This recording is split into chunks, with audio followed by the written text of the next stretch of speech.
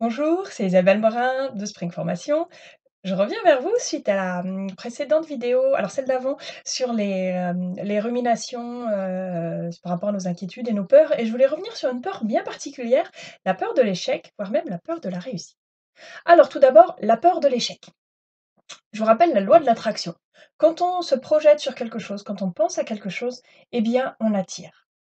Si, moi qui aime le ski, en haut d'une descente difficile, si je me projette sur «j'ai peur de tomber», bien souvent je tombe et si je me projette sur «je vais y arriver», eh bien j'ai bien plus de chances de réussir.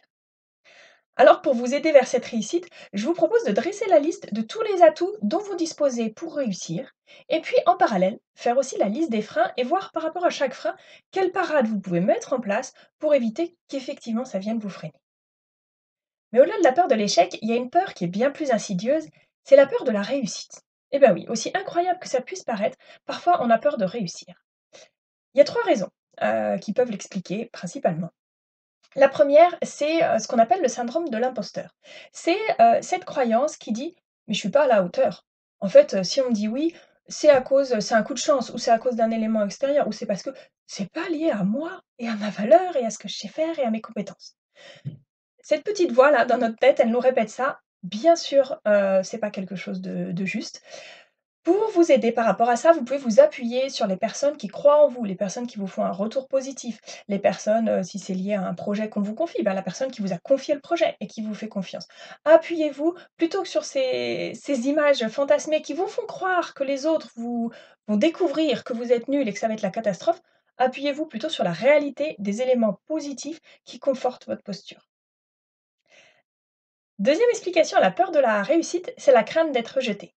Et oui, si je réussis quelque chose, bah, je vais être en décalage avec ceux qui l'ont pas réussi. Je vais peut-être réussir à faire quelque chose que mes parents n'ont pas pu faire. Je vais peut-être devenir meilleur que mon boss. Je vais peut-être avoir droit à quelque chose que mon meilleur ami n'a pas eu accès. Comment ils vont réagir par rapport à ça? Cette inquiétude-là, pour vous aider, je vous propose de faire le fameux tableau à deux colonnes avec les plus et les moins. Ça va vous permettre à la fois de voir que le positif l'emporte et ça va vous motiver et puis ça va permettre aussi d'identifier les inconvénients pour, en prendre soin. «Tiens, il y a ça qui m'inquiète, bah, qu'est-ce que je mets en place pour que ce soit moins difficile?»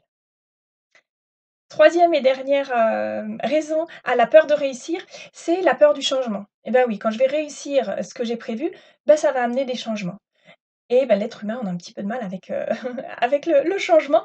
Alors pour vous aider par rapport à ça, pour vous habituer à une nouvelle situation, une des solutions, c'est la visualisation mentale. C'est de vous projeter dans cette situation pour que petit à petit, ça devienne quelque chose de familier.